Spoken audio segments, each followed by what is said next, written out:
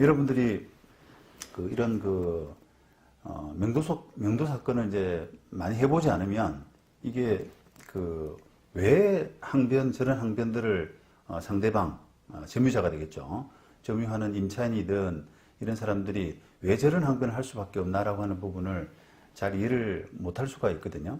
그런데 필요비위비라든지 뭐 부속물 매수 청구권이라든지 이런 부분들은 대부분은 어떻게 보면은 상가 임차인들의 권리금 관련된 부분과 좀 직결돼 있다고 보시면 되겠습니다. 장사하고 지금이야 이제 임대차 보법 상가 점포 임대차 보법이 상가 건물 임대차 보법이 만들어져 가지고 권리금 회수 청구권이라고 하는 제도가 되어 있지 않습니까? 그리고 또 기간도 지금 현재는 갱신 요구권에 따라서 10년이 되잖아요.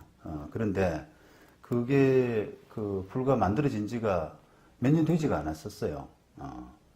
5년 보장 처음에 5년 이제 상가 임대차 보법을 좀 말씀드리게 되면 법이 만들어질 당시에는 소위 말하는 기준 초과 부분의 임대차는 아예 5년 보장자 되지 않았고, 그 다음에 기준 이하의 환산보증금이라고 하죠.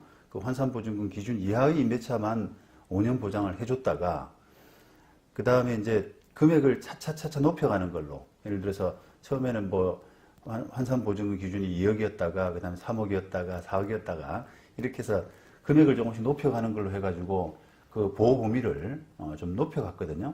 그런데 이제 어쨌든 고액 임차인, 환산보증금 기준에서 조금 금액이 많은 이런 고액 임차인들 같은 경우는 5년 보장조차 되지 않는 경우가 상당히 많았다 이 말이죠. 물론 이제 2009년도인가요? 그 무렵에는 이제 기준 제한 자체, 환산보증금을 기준으로 해가지고 그 기준 이하만 갱신요건 보호를 하고, 또 기준을 초과하는 부분은 보호하지 않는다라고 하는 부분이 이제 폐지가 돼서 좀 고액 임차인이라고 하더라도 갱신요구권을 보장하는 것으로, 그게 이제 사실상 상가임대차 보법에서 기준에 상관없이 환산보증금에 상관없이 보호하자라고 하는 유일한 개정 규정이 바로 갱신요구권 부분입니다. 그래서 그 취지가 금액이 좀 많다고 하더라도 아예 갱신요구권 보호를 받지 못하게 되면은 2년 계약이나 3년 계약하고 갱신요구를 못하고 바로 나가야 되는 이런 굉장히 이제 어려운 처지에 놓이게 되기 때문에 적어도 갱신요구권 5년 보장이라고 하는 그런 부분에서는 금액이 좀 많은 임차인들도 보호가 돼야 되지 않느냐라고 해서 처음으로 환산보증금 기준으로 보호하고 안 하고 하는 그 기준을 철폐한 것이 바로 갱신요구권 부분이거든요. 그렇게 해서 이제 겨우 이제 5년 보장을 받았고, 또 그게 이제 연역으로 치면은 10년 보장은 이제 2018년 10월부터 이제 만들어졌거든요. 그러니까 상가 임차인이라면 금액에 상관없이 종전에는 5년 갱신요구권 보장을 받다가 2018년 10월부터는 그것이 이제 5년에서 2배를 뛰어가지고 10년 보장을 받게 됐단 말이에요. 그럼 임차인으로서는 보호 범위가 굉장히 이제 두터워지는 거지 않습니까? 자, 그리고 그것도 2015년에는 상가 권리금 회수 청구권이라고 하는 그런 제도가 법에 또 반영이 돼가지고, 종전에는 기간이 끝나고, 예를 들어서 아까 갱신요구권이라고 치면 그 갱신요구권 보호 기간이 끝나고 나면은, 기간 종료 시에 그냥 나올 수밖에 없는, 다른 사람을 소개시키고 권리금을 받아 나갈 수 있는 이런 권리 자체가 아예 없었단 말이죠. 그런데 2015년 5월 달에 법이 이제 개정이 돼서 그 상가 임차인에게 권리금 회수 청구권이란 걸 주자. 라고 하는 것으로 아주 혁명적인 법이 이제 만들어졌거든요. 그동안 계속 이게 권리금 부분이 그 상가 임차인들의 어떻게 보면 굉장히 핵심적인, 가장 중요한 권리임에도 불구하고 법에서는 그냥 이렇게, 뭐랄까요, 내팽개쳐주는, 방기하는, 이런 이제 약간 그런 부분이었는데 그 부분을 이제 보호해주자 제도권 안으로 끌어들어온 게 2015년이란 말이죠. 그래서 그런 식으로 해서 점점 더 이제 권리금 또는 기간보장 이런 부분들이 법에서 더 임차인을 보호해주는 쪽으로 이렇게 왔단 말입니다.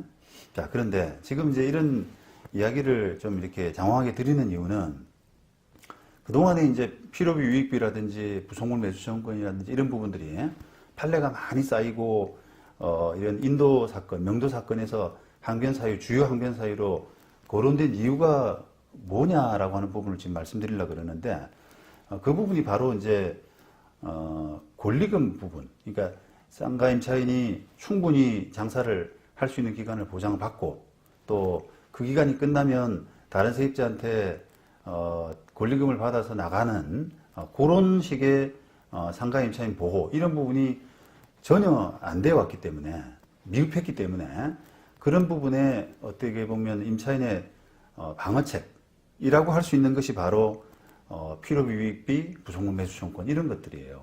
그러니까 법에서 너무 지금 보호 장치가 약하다 보니까 그나마 민법에 있는 이런 그 어떤 임차인의 권리 이런 부분을 끄집어서 그나마 그거라도 보장받고 또 그걸 가지고 명도 사건에서 시간을 좀 끌어서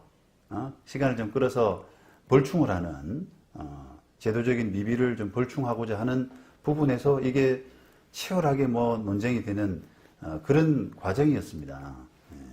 그래서 지금 과거에 이제 이 필요비, 유익비, 뭐 부속물 매수 청구권 이런 부분들에 판례가 많이 쌓여 있는 게 바로 그런 때문이에요. 그래서 저도 이제 지금 변호사 연차가 25년 차지만 그 변호사 시작하고 한동안은 건물 명도 사건이 이제 될 때 그 만약에 뭐 피고 쪽의 어떤 변론, 임차인 쪽의 변론을 맡는다라고 하면은 사실 할 만한 게 별로 없었어요. 권리금을 보호해주는 것도 아니고 또 기간을 연장할 수 있는 것도 아니기 때문에 그냥 명도 사건은 피고 입장에서는 시간을 끈다. 그러면 시간을 끄는 게 그 의뢰를 위한 최선의 방책이다. 그리고 시간을 끌려 그러면 이제 어떻게 되느냐라고 하게 되면은 뭐 필요비 유익비 항변, 난 부속물 매수 청구권 항변 이런 식의 또 임대인이 임대차 기간 중에 뭐 수리를 제대로 안 해줘가 누수가 생겼다는 이런 식의 이제 어떻게 보면 본질과 좀 어긋난 실제 본질은 이 권리금을 좀 받고 나가고 싶은데 권리금의 권자도 이야기할 수 없었던 그때 당시 제도였기 때문에 그거를 벌충하기 위한 어떤 그런 방편으로 이런 항변들이 많았고 또 그걸로 가지고 받아주면 좋고 아니면 시간이라도 좀 끌자라고 하는 게 지금 어떻게 보면 그 소송 제도였던 겁니다. 그래서 그런 정도로 이제 여러분들이 이해를 하셔야 되고 그래서 이제 이게 필요비 유익비라는 것이 또 부속물 매수 청구권이라는 것이 주택 임대차에서도 당연히 있을 수가 있죠. 그죠?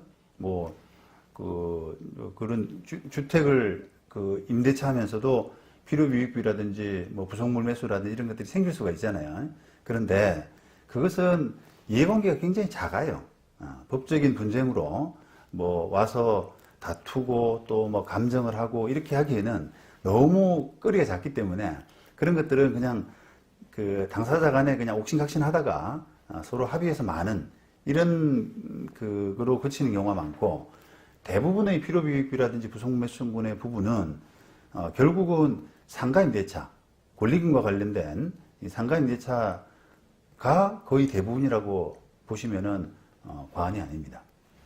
그래서 그런 입장에서 조금 그런 견지에서 이 사건을 바라보시면은 좋을 것 같습니다.